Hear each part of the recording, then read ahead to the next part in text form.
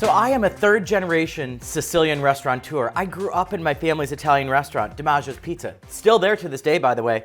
1957, my grandparents opened that place. And one of my favorite things that I've been making my entire life since I was a little kid, there's pictures of me doing it, is Manicotti, Italian Manicotti. Basically, they're pasta shells filled with some cheese mixture and little herbs and seasoning. But of course, now that I'm plant-based, I can't do that. But I'm gonna show you how. Really cool ingredients. Plant-based ricotta cheese, plant-based shredded mozzarella, Parmesan. We're gonna mix this all together. Mix it in a little bowl, right? Then I've got a pastry bag. I'm gonna fill it. I've cooked off some manicotti shells. Manicotti is the Italian word for little sleeves. That's what it means in Italian. And I'm basically just gonna fill these. Now, the pastry bag is really important because otherwise, if you try to use a spoon and try to shove it in there, you're gonna end up breaking the shells.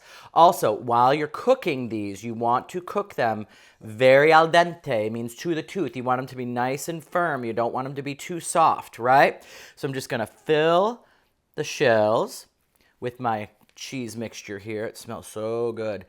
And this is really, really simple, right? It's just some different cheeses mixed together, some herbs and seasonings.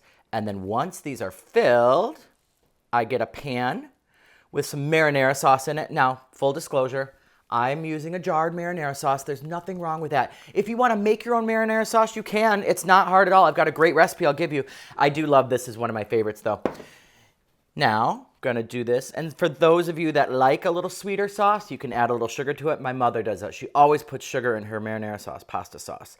I don't, but you can. So I'm gonna fill these nice and easy.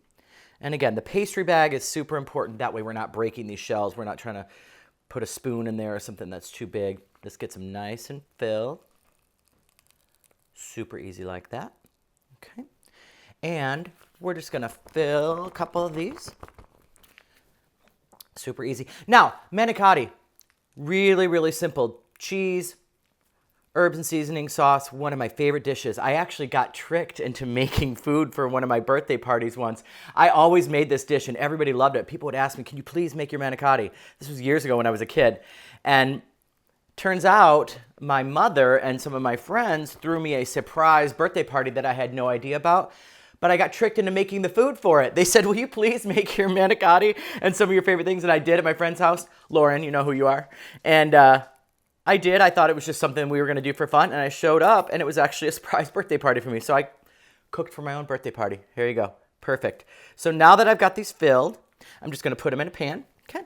I'm going to top them with a little more pasta sauce, a little more marinara, and then a little shredded Parmesan. I like this product too. This holds up really well. It's gonna get nice, and then what we're gonna do is we're gonna bake this in the oven for about 350 degrees. About a half an hour. We're gonna cover it with some foil so they get nice and cooked, and then we're gonna take the foil off and gonna let it brown. I'm gonna show you. I got one ready to go.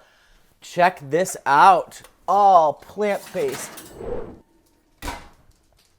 Vegan Manicotti. You can still have your favorite foods. This is part of my family, part of my culture, part of my history. So I don't have to lose that. I'm not sacrificing anything. I can bring this to an event. I promise you no one's ever gonna know. Because remember, for those of you that know, plant-based is the way to go.